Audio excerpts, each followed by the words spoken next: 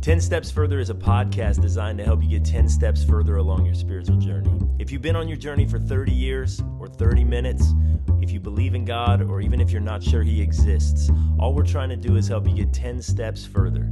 I'm Jonathan, and this is Jack, and we're just taking a walk. Why don't you join us?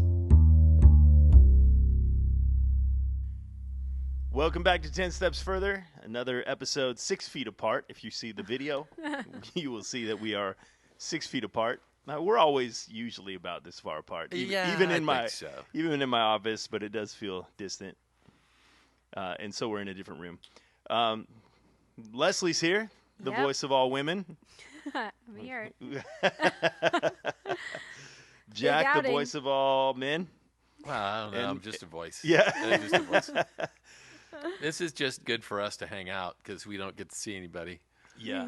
No, I know. Hopefully we're going back to normal soon, though. Yeah. By the time this actually releases, hopefully we'll be eating in a restaurant. Yes, and you've been using our movie passes. I know. I told Chad today. I was like, first day that they open the movie theater, I don't care what movie, I'm going. Oh my gosh. I'm totally in. Right.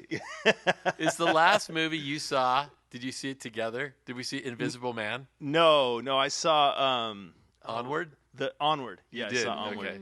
In the theater, and then we actually saw either right before that or right after that. We saw the Vin Diesel movie. Oh gosh. Yeah, because at that time everybody was home, but the theater was still open, and so like we were the irresponsible 3 people in the theater during that time. That's so great. Well, at least you owned it. Yeah, we were those people. Yeah, that's great. Yeah. Okay, so here's our idea for the podcast. We have all been formed by different people and thoughts, and clearly the Bible has been a huge part of that. But there are other readings, other quotes that have impacted us and changed us and made us who we are. Right. So I tasked my friends here to give me 3 to 5 of their very favorite quotes of all time. I don't know what they are. Yeah. I don't know if they're any good. Yeah. I'll tell you. I think some of mine are good and some of them not so much, but they're still in there. Right. But it will give us insight into what people. Yeah, and I know for a fact that Jonathan's the only one who quoted Jesus, but I feel like that's going to be real judgy when we come out with this. You're like, that's a terrible quote. Well, we certainly can't say that, Jesus. But people are listening and going to go, oh, yeah, so you think Brene Brown is better than Jesus. Okay. It's hard to keep up. Well, and I'll tell you this, Lesley's got some rhyming quotes. I have no rhyming. No, I do. I have one rhyming quote. Well, one Jesus. It wasn't Jesus. Yeah. Oh, wow. Now I'm curious. Do you want to start out with the rhyming quote, Lesley? My rhyming quote. I told Jonathan before you got here that... 1 fish, 2 fish, red fish, blue fish. That's what I live my life by. Yeah. That's it. the deeper Drop the meaning. mic. 1 fish, 2 fish. No, Nikki, who's lived with us for like a year and a half now, after she had been with us for about a year, she came home one day and she said, you guys... It's my 1-year anniversary of being in your family, and I got you something. And so she got us this like wall art now that hangs in our house, and she said, I saw it a while ago, and I had to get it for your family because I feel like it totally encompasses everything that your family lives by. And so now I love it because it hangs in our house. So it says, come in the evening or come in the morning, come when expected or come without warning. 1,000 welcomes you'll find here before you, and the more often you come, the more we'll adore you. Wow. It makes me want to drop in a little more often. You should. Doesn't it? You should drop in. But right now, you can't. Right now, I think it's illegal. And Dr. Seuss wrote that. Wow, that's crazy. Yeah, does it say who it's by? No, it doesn't. Some Hallmark writer somewhere. Totally. If it was Dr. Seuss, it would have words that aren't real words. No, the real reason why I love it is because Matt and I have always felt like, and I know you guys know this, but we've always felt like, before we had this house and before we had our first house, we just said like, God, we would just love to have a house that we can house people, so that we can host people. We just like want our house to be a place that people can gather.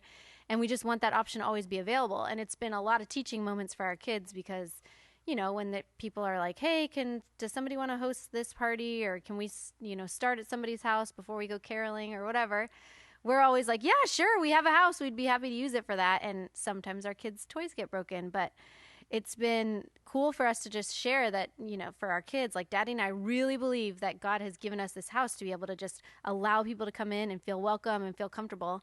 And so that wall art, I feel like really pictures great. It. Now, I have a question for you. Is there one moment of something that has happened to in your house where you felt like God really showed up in that moment? I'll give you a second to think about that. Right. If there's something that just, by opening up your doors, you saw God do something great. Do you have an answer to that, or you need a second? I might need a second. Okay. So, Jonathan, I was going to ask you before she went into detail. We know that to be true of Lesley. Right. Right? I mean, that's just who they are. Yeah. Oh, yeah. Like if 4th of July, we were both looking for something to do. I think I wandered up to your house, and we thought, wonder what Hyatts are doing. Yeah. Right? Yep, and there was like 1,000 people already at There's their house. already 1,000 So we people. snuck in, got some food. They didn't even know we were there.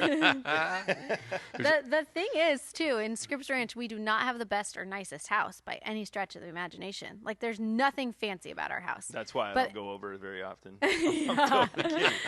But anyone can always come, and we will feed you, and you can hang out in I our think backyard. I've told you this before, that I have had other people who bought houses, beautiful houses in this community, and they have explained their purchase as, we just want God to be able to use it. Right. But then I have noticed that it just doesn't happen. It has to be clean. It has to be fixed up. It has to be the right event. No, we're busy that night, whatever. Yeah. That's the reality. Like, my house, you guys have been swimming in it because we'll leave the back door open and they'll come in during Corona and they'll swim and we avoid you. And we give you at least 6 feet. But, my wife's an introvert. She can't have people. Like we did one day, she says, Jack, that's why we have this house. We had this great day. All these friends came over. Wow, what a wonderful blessing.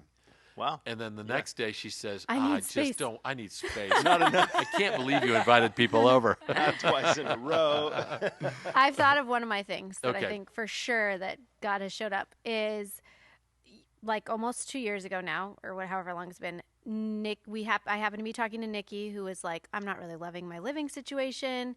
And I said, well, we have 3 kids and a dog, but we have an extra bedroom. So if it would improve your quality of life, I would be happy to have you come and stay with us. And then I promptly left the Cove and called Matt frantically, like, I just invited somebody to live at our house and I didn't even ask you. I'm so sorry. And he was like, what are you talking about? But, so, Matt and I both, and Matt's like, it's fine. That's great. Somebody needs a place to stay. Like we always said, like, God, we just want this house to be used however you want it. We had a place and she stayed there.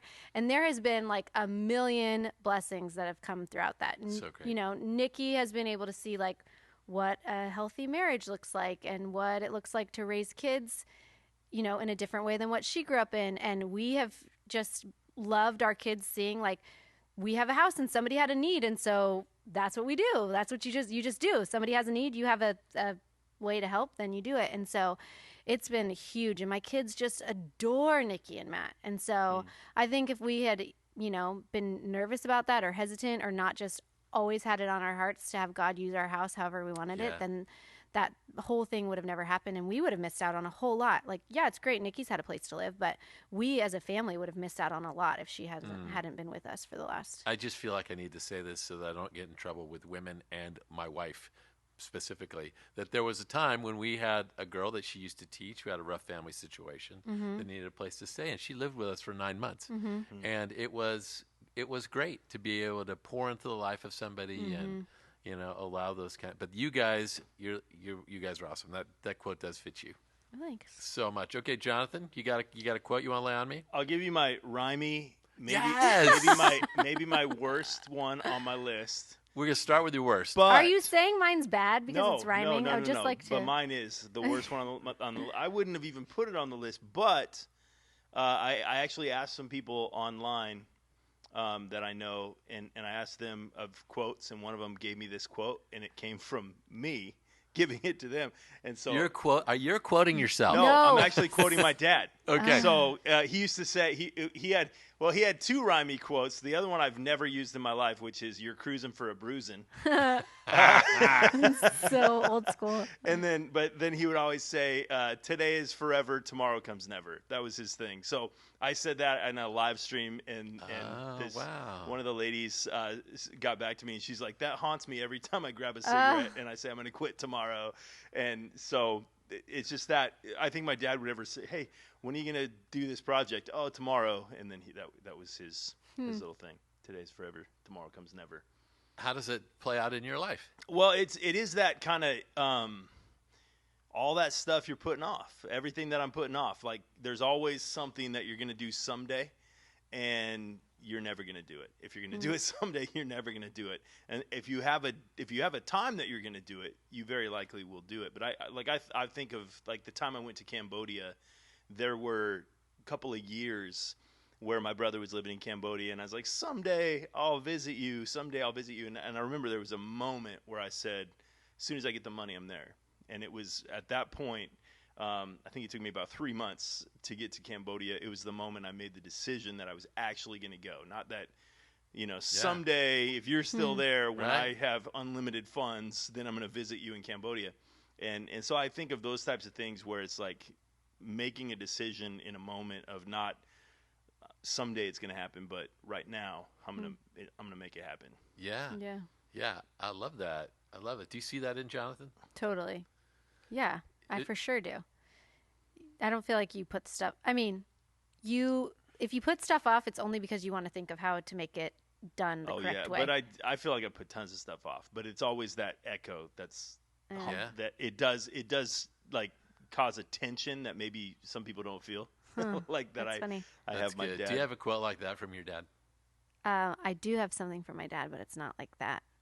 It doesn't rhyme. Did it make your top I 5 have quotes? it on my thing. Yeah. Wow. Okay. Well, you have to get to it because it's my turn. Does it rhyme? Oh man, where do I want to start? I have Probably so with Brene many. Brown. God, good. I do have Brene quotes. Brown. Only one. I'm going to start with one that I read today. Okay. Oh, All that's right? what Jonathan said. He's like, in I've my read one reading. today, and I was like, oh. In my reading, I just think it's epic, and Jonathan will love this. Okay. Dallas Willard said this. This is from a John Ortberg book. And basically, John Ortberg books are all about what Dallas Willard said. That's funny. Every chapter he quotes this that? guy. Yeah. Can you do that? Can we just write a book quoting somebody else? Exactly. He has a way of making it, interesting and fun. But here we go. There is no problem in human life that apprenticeship to Jesus cannot solve. Okay, and then Ortberg goes on. You name the problem: greed, fear, racism, injustice, divorce, sexual assault, neglect, pollution, suffering, addiction, rejection, bitterness, violence, apathy, grief, war, death. Human problems will not be solved by human means. Human problems will not be solved by human nature. Human nature is our biggest problem. There are many problems technology will never solve. There are many problems education will never solve. There are many problems money will never solve. There are many problems religion will never solve. But there is no problem in human life that apprenticeship to Jesus cannot solve. That includes the forgiveness of our sin, the promise of life with God forever after death, but it also includes every other part of our existence, starting here and now. That's from John Ortberg in Eternity is Now in Session. Okay, what do you like about that quote, Jonathan? Because it feels like that you live a lot by that. That's sort of why I picked it, because I thought Jonathan will love this quote. Like, I know so far it's the most spiritual answer that we've given. Hey, all right, I'm winning. You win. Point Jack on the first round. No, I like the I like the emphasis on Jesus, because I've got some stuff that I think will tie right very closely to that, because I just really feel like we undervalue that piece. A lot of times we try to fix things in Jesus' last resort. Yeah, I think often, like even as Christians, like Jesus' last resort, and we try to fix things by trying harder, working more, being better. And all of that comes like a quote that's not on my list that I read today was it's C.S. Lewis. Aim for earth and you won't get it. Aim for heaven and you'll get earth thrown in. Yeah. You know, it's that same. I think the same idea. Yeah. You're gonna miss it if you keep Jesus out of it. Seek first His kingdom. That's one on my list. And all these things will be added, right? Yeah. So is that your quote? Is that the one that follows this one? What's the quote that follows this one up? Let's go right to it. Yeah, sure. Why not? Well, this one is just something that has stuck with me for years since I read it a long, long time ago. Was men are God's method. The church is looking for better methods. God is looking for better men. Ooh. Ian Bounds, The Power Through Prayer. Very awesome little tiny book. I like little tiny books. Or videos. Yeah, very short. Or audio. Yeah. Did Ian Bounds do a YouTube? I don't think he did a YouTube. I'm pretty sure he died probably about 50 years ago, I think. Yeah, but I just love that idea that that the spiritual is the victory in the natural.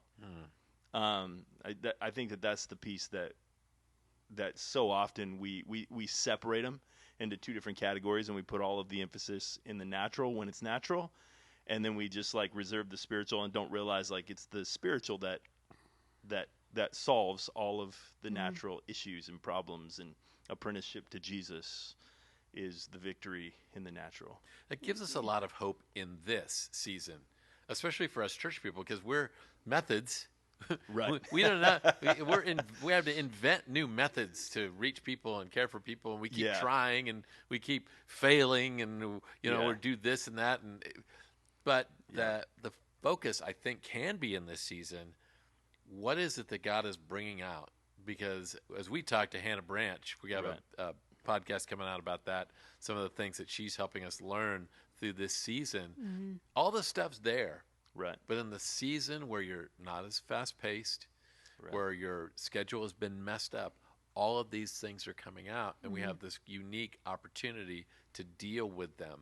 Right. But they're really, none of them are going to be method-focused. They're all going to be, how can I be deeper? How can I be better? How can... And the thing is, and it is times like this, I think we do get consumed by method. Okay, but I don't know... It's funny because I actually, I was watching some church services. So I watched our church service, and then I don't know if you guys were watching on YouTube, but it's like our service is video right now because that's our only option. Right. And then as soon as it ends, like YouTube just started up another church. Like it was weird. And oh, really? And and it was Jesus Culture Church. I don't know how, like, I'm sure that was somehow based on my watch history or something. But it comes up, and it's the Jesus Culture Church, and it's like, I remember. So I started conversation about method, and just like, we're trying to reproduce what we always do on Sundays in this video format on Sundays, and it's like it's completely different. And so like my mind is just going into, is there a better method? And because everybody's basically doing the same thing. And they're just taking what they've always done and just like, and I guess we film it and we put it online. And so so this helps me realize like what God's doing is not as much about the fact that you got the flashy video and you got the most amazing gear, but that God's actually moving in the midst of it. Yeah, and there is a better method. There is. Oh, but, yeah. Like if we have to be about the best methods, we're going to get destroyed. Right. We're not going to ever be able to keep up. Well, with if that's any like of what our focus is on, then it's like all off. Like Yeah. if your focus is on how are we producing or making the best thing, then we're not. That's not what we're called to do. I mean, I think both of the things that you guys were talking about, both of those quotes, touch on like a reliance, or like what are you putting your hope in? What are you leaning into?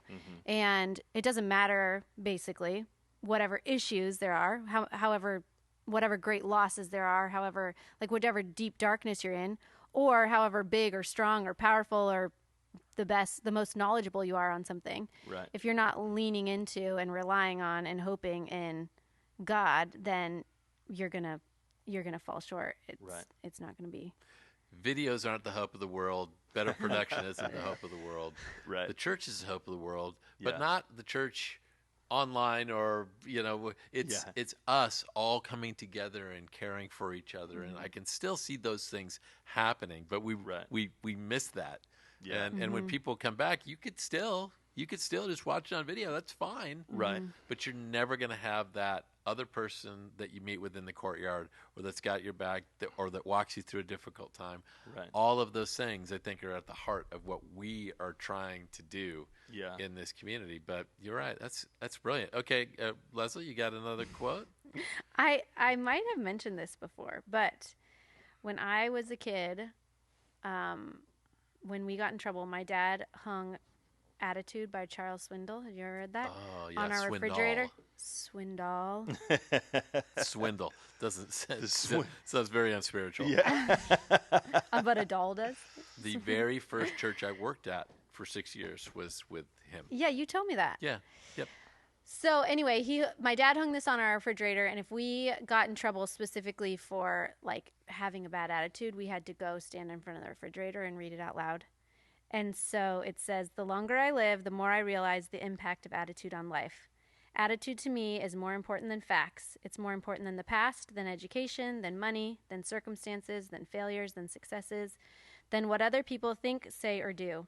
It's more important than appearance, giftedness, or skill. It will make or break a company, a church, a home.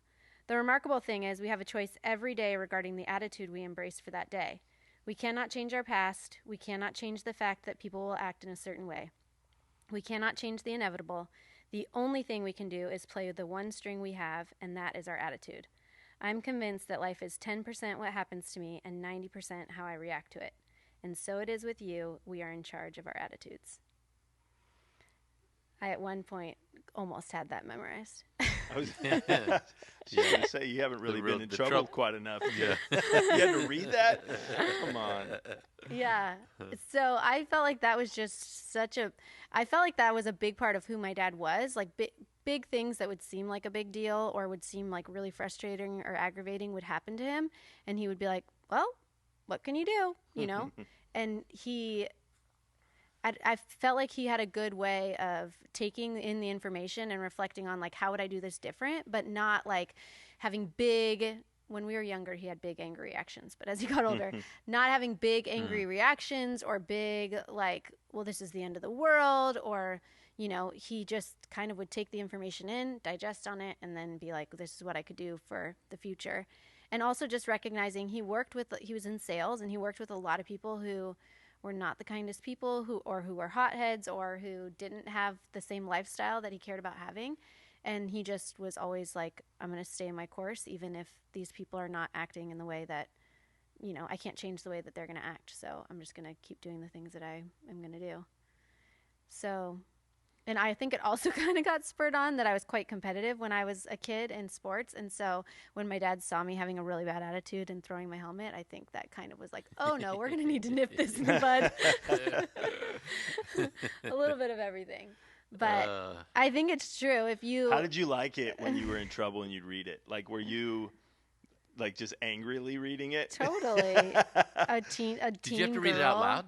Yeah. You had to read it out loud. Yeah. Okay. It's all about my attitude. Because you know that if he just said, go read it, I would be like, nah, okay, done. And I would walk away. I would totally not really read it. Yeah, that's funny. That is good. Yeah. We still have opportunities all the time, right? Yeah. I love it. I think it's just a great quote. Yeah, of course. Did Chuck make you read it? If you ever had a bad Out attitude? Out loud? No, but I think I told you this story. So I was at the church staff softball game. Okay. And it was staff and families. And so everybody gets to bat, and I'm playing third base. And a kid hits a ball to me, and I pick it up, and I throw him out. Okay. Second kid gets up, and he hits a ball to me, and I throw him out. And Chuck Swindoll walked towards me, and he took a bat, and he threw it in my direction to let me know the kids get on base no matter what. So I'm convinced that life is 10% of what happens to me and 90% how I react to it. React to this, Jack. So if I was in charge, I would have sat him in front of that quote and made him read it until it was done. Now he's an amazing, great speaker. Just unbelievable, great person. That's and awesome. I read that. I told that story to his son Kurt, who is Right. I've gotten reconnected with, Yeah. and he just loved it. Couldn't. Kids get on base. Oh, that is great. That's another quote by. Yeah. Kids Chuck always Swindoll. make it on. Okay, base. so who do you want? Do you want Eugene Peterson? Do you want Mark Batterson or Brene Brown?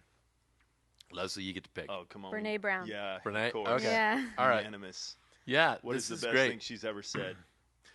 It's not, but it definitely has impacted me. All right. When I was pregnant with Ellen, someone gave me a small book called Baby Love: A Tradition of Calm Parenting by Maud Britt. I can still see myself sitting in my brand new glider with one hand resting on my very pregnant belly, the other hand holding that book, and I remember thinking, that is my goal. I want to be a calm parent. That's it. All you needed was the title. She didn't even need the rest of the book. I know, right? It's good. Right. I don't know that I have been that. I mean, I'm sure that I've gone ups and downs, and Now you guys know me. For you, Yeah. it was your upbringing that, because you that's a big thing for you. You bring up, like, I don't think I ever have thought about being a calm parent. Yeah. Like, until I met you, and this has been one of our reoccurring conversations, is being a calm parent. And like, was there a point in your upbringing where you're just like, okay, I'm gonna be a calm parent? Like, because I know I had times when I was a kid where I look at my parents like, I am never gonna do that. Like, Sure, I had yeah, those things. yeah. Is that where that came? Don't out we kind of? I don't think it's wrong. In fact, I tell my children this. I say, look, you're going to grow up and you're going to see some things that you liked in us, but there are Right. other things that you're going to see and go, I don't want to do that. Yeah. And I want you to know that's totally okay. Yeah. Because yeah. you need to define who you are, Yeah. and you can see, you can evaluate, you can judge by right and wrong Right. and what have you. So I do think that. In fact, I look back, we were just talking, we had a counseling session for Jack, which is the whole reason why we have 10 Steps Further, is so I can sit with you guys beforehand and get a little counseling. Because this season has been a moment of evaluating me and my work. And I have a work quote here that I can, maybe if we get to it, I'll read it to you later. But with the way God has organized my life, He has done it in such a way to where I can be home and I can love my children and I can pour into them. And we all see the advantage of that. Right. Oh yeah. I mean, you guys can see Yeah. with your kids, you can see with my kids Right. that has paid off. And I look back at all of like I just went, my daughter Sterling played music at the camp that I grew up in, and, Right. and I worked at for 7 years. I don't have a single work memory there. Hmm. A couple of the people I worked with, I have so many memories of me hanging out with my kids in that moment. And how easy it is for you to choose paths where you will find success that will validate you. Right. But those things don't end up that way. Right. But now my older kids call me and they want to know, before I left, I came here, my daughter Sterling says, "Hey Dad, this is what's going on in my life. Will you just pray for me?" And so I hugged her and I prayed for her. Oh my gosh, I'm the richest man in the world. Oh yeah. Right? But I don't know if I was always calm. I could still flip into uncalm. Right. Yeah. Okay. For us growing up, it just wasn't a lot of. I don't remember a lot of chaos. I do remember moments of chaos. Okay. It's normally caused by You my had brother. that many boys in your house and there was no chaos? See, sometimes when people say stuff, I'm like, Yeah. clearly you just don't remember. No, I mean, like, because the I cha- have two no, but, like, boys, my- and it is My older chaos. brother was chaos, and my parents experienced chaos. But for us, like my brother lighting the house on fire, things like that, that was just normal. That's that what was boys just do. normal. Okay. Yeah. So Yeah. what I consider chaos, you Yeah, consider the normal. fact that we Thanks had for 5 clarifying. kids and no broken bones was pretty amazing. I think your kids, when they grow up, they will not look back on this season of life and think of it as chaos. Yeah. They will think of it as strength. Yep. I had 2 parents that loved me and kept showing up for me. Yeah. You feel the chaos and you get it, and you get churned up too. I know you. you get churned up. Like calm parent isn't all. I mean, I think you react mostly with calm, but there's some churning going on in you, and you have to go for a run and figure it out and come back. But the values that you're placing, the foundation that you're facing. It's funny because I don't know if we know, like as parents, how we're viewed, even as our kids, like that they're seeing the crazy. I remember talking to my friend Donnie Dryden, and he's telling me, and I knew his dad, and his dad was just a manager at a hardware store, and he'd been in like Taekwondo his whole life, but he was kind of a hobbies guy and a pretty disciplined guy. He was in the military and stuff, and Donnie was telling me the time when he was a little kid and he broke his dad's nose. And I was like, yeah, how'd you break his nose? I was like, well, we were wrestling, and I punched him as hard as I could in his nose. And I was like, why would you do that? Like, that sounds terrible. And he said, you got to understand, like, I didn't think my dad could be hurt. Like that, it was just this, like, in that moment he realized that his dad could be hurt. And it's crazy to think, like, you're thinking, as a parent you're seeing all kinds of chaos.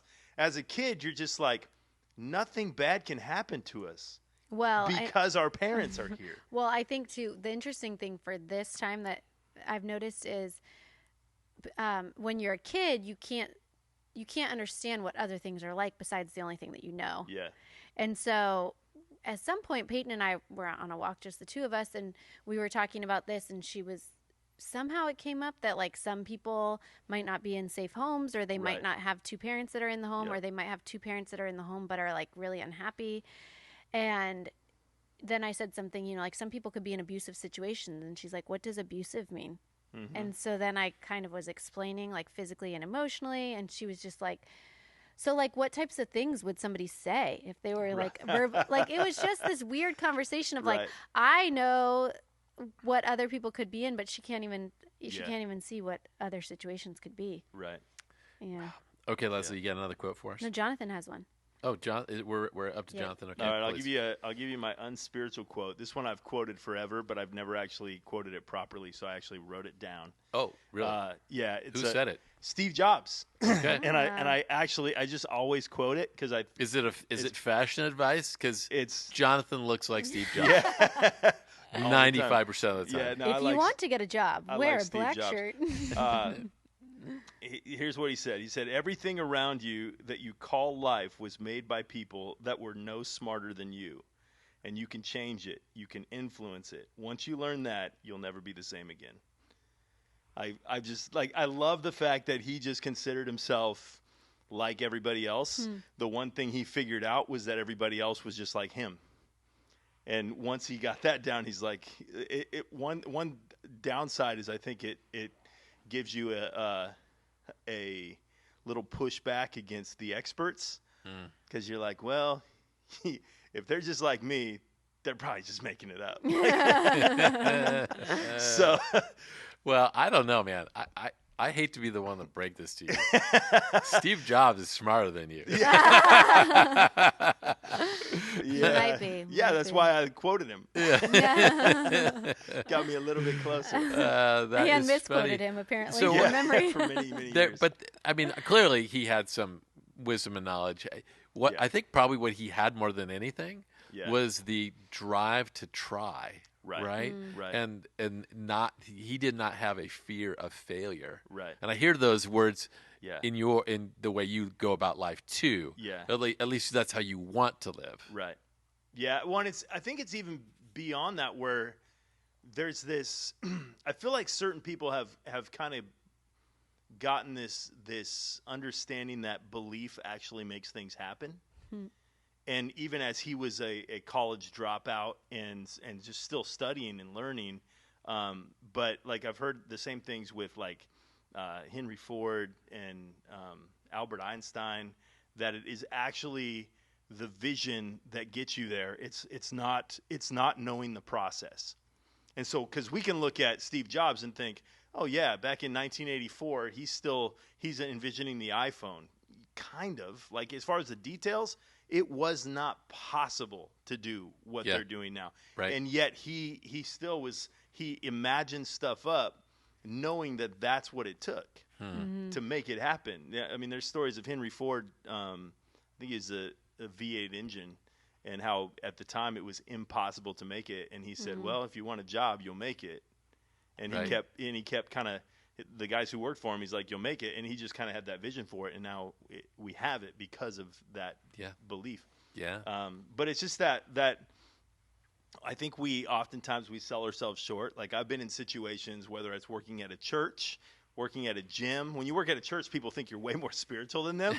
And you're just like I remember inviting you're right. That's good. I remember inviting a Pentecostal pastor to share about spiritual gifts to a group of people that I was ministering to. And these people very quickly got very, very kind of nervous that he could read their minds.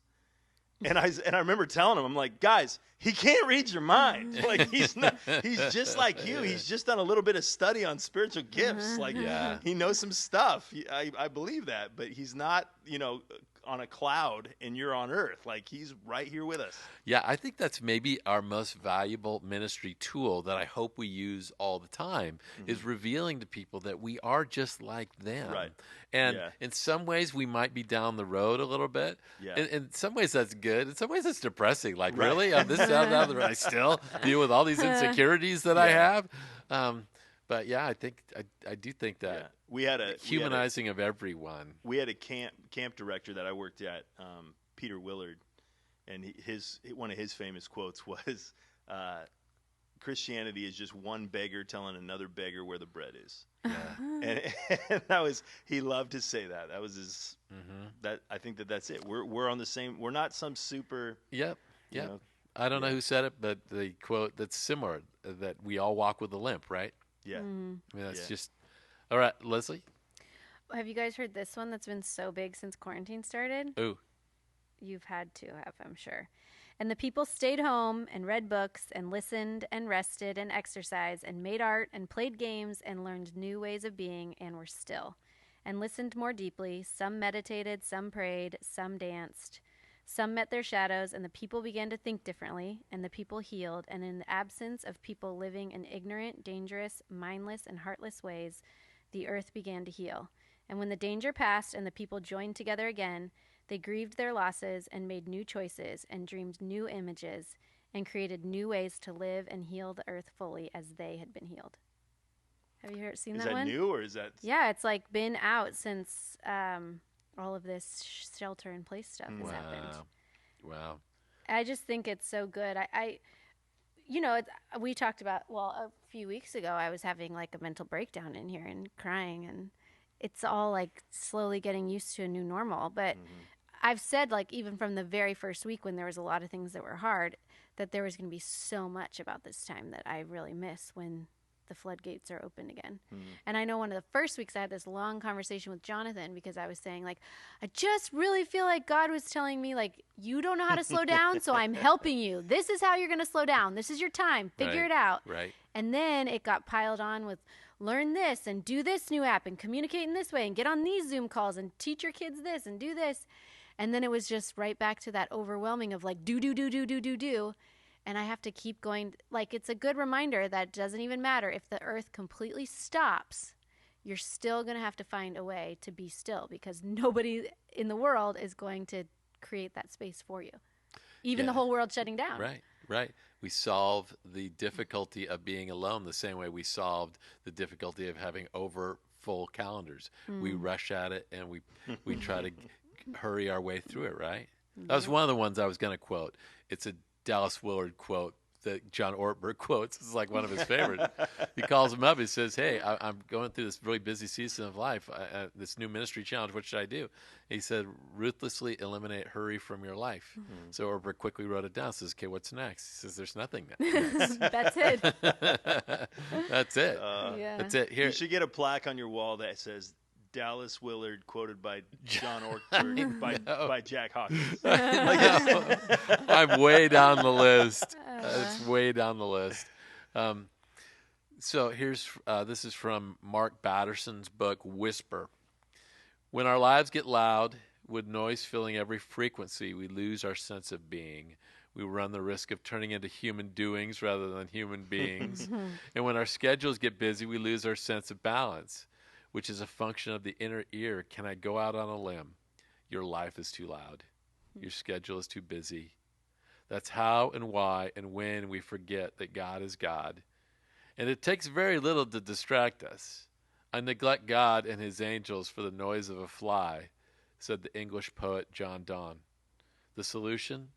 Stillness, or more specifically, his still small voice. That's good. Is this season allowing you that space? I want it to. Right. I have moments like last night, 2:30 in the morning, I was up. And so I thought, okay, God, I'm going to listen. Mm-hmm. But my pace still wants to move so quick that I can't hear it. Right. Yeah. Yeah, I'm definitely not good at that. I'm not good at, I mean, I feel like in moments, but like to have an hour a day set aside, that sounds great. Just a time of quiet, a time of thinking, right. planning, dreaming, whatever, listening. But to have a week, that sounds like torture. Mm-hmm. You know, Sure. like where you're just like, you know what, I'm gonna sit uncomfortably kind of in that listening state. I want to be better at it because I do feel like there's value in it. Like I don't vacation well. Yeah. I go on a vacation for, the first day you're traveling. That's great. Yeah. Yeah. You get to the spot and you're just like, okay, now what? Now what are we doing? So like my family, Sandy and the kids have gone camping 100 times without me, with like her parents and things like that, because it's like, that sounds like torture. Yeah. Yeah. So we used to, we went to Disneyland when my son was 2, and it was for a birthday party for a friend, and he and the friend at 2, 3 years old were sitting in a planter playing in the dirt. Uh-huh. And I just wanted to keep them moving, right? Because Yeah. you don't go to Disneyland, you conquer it. Right. And there are just moments where you just need to sit and listen and rest. Right. And I feel like this is your issue as much as Jonathan's.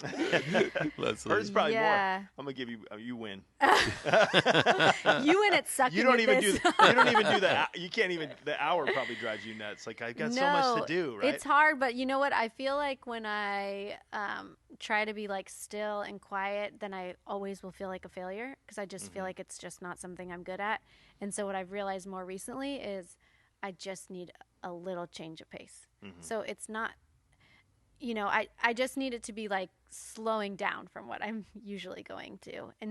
And I think that for me, that's definitely happened during this time because with 3 little kids and a husband who full-time is working and then the schedules that I'm managing with them on a regular day-to-day basis, I'm always thinking like 3 steps ahead. Well, I know when I pick up the kids, I should bring a snack with me because then we're going to be going to here and they're going to get hungry and, all of that. And so I'm always thinking so much ahead. And so I feel like the change of pace has just been like, now you just be in this one moment, Right. And so I don't know.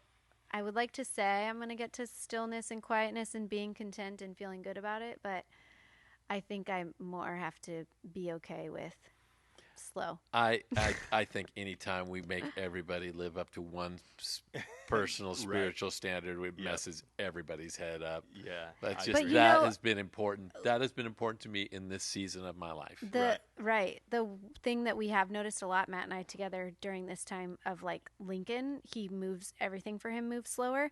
And so one thing that we have tried to do a couple times a week is one of us just goes out into nature with him and we don't rush him because we realize he goes so much slower than anybody that we know that he's always being rushed. The kid is always being rushed all the time. Yep. No matter if we feel like we could be going at a snail's pace and he's still being rushed. And so we will take him into the canyon behind our house or just, across the street. And then we just he sometimes will stay in one spot digging at a rock for like 45 minutes and we just sit there, just let him do it. So we had the Hyatts came over during quarantine and they swam in our pool and my wife is great with kids. And she said to Lincoln, I don't know how it came up. No, because Lincoln said, "Oh, Miss Jelaine, don't you remember that you go and find rocks with me?" That's like whatever somebody has done with him once, that's like their thing. That's their thing. So we said, okay, you can have a rock. And Jelani says he's going to pick that big blue rock. It's the biggest, bluest glass. It's like a glass big block. hunk of glass. And he took this giant rock home. What did he do with it? Well, he asked Matt to get it from the front yard because he had left it there, and Matt went and got it and totally sliced his finger open on the no. And Matt's So there's like, a lawsuit coming. no. And Matt's like, Lincoln, this is not safe to play with. But Oh, wow. We Anyway, we gave him he a sharp piece he, of glass. he to is play a with. hoarder. He used to. Oh, he so still good. loves bugs, but now he So collects good. rocks. Okay, I feel like we got room for one. Do you have a Jesus quote? Well, I did have to seek first the kingdom of Okay, God all right. and his righteousness. Oh yeah, I got one more. I say this one all the time because Okay. to me it was a profound, like eye-opening. Wow, I'm reading wrong.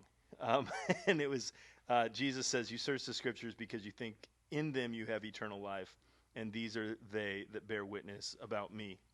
I grew up in a church. I grew up church home. Religion, trying to be good, do good, and earn God's favor. And when I wrestled with this, it just showed me like, wow, when we make it about be good, do good, earn God's favor, and that is not through Jesus, we actually missed it. We tried so hard and we missed it. And so it's just something like, to me, it's an echo of, like, I feel like there's certain passages that are lenses to interpret all the rest of Scripture, and this is, to me, the biggest one that I know of. Just the lens of just, like, if I'm reading some obscure, weird passage in Leviticus to prove a point. and all I know is, like, what it maybe looks like it's saying may not be what it's saying, because it completely changes once I look through the lens of Jesus. Because Jesus said it's about me, and so yeah, I think that's a good place for us to stop. We got to stop with Jesus. Hey, if you got a quote, we'd love to hear it. You can reach any of us at Jack or Jonathan or Lesley at CanyonSprings.org. Yeah, we'd love to hear your quote. We'll I throw know. it up. Yeah, you give it to us, we'll read it. And which one was the best one we gave today? And not just because it's everything's Jesus. a competition. Yeah. All right, guys, we'll see you next time. Thanks for joining us for these last 10 steps. If you'd like to join us for another journey, or if you know someone else who's on this walk, subscribe to our podcast at 10 Steps Further on iTunes, or simply search 10 Steps Further on your podcast app. And if you'd like to be part of the conversation with a question or a comment or a criticism or even a wisecrack, look us up on Facebook. We've created a Facebook group where you can be part of the conversation. We'll see you next time.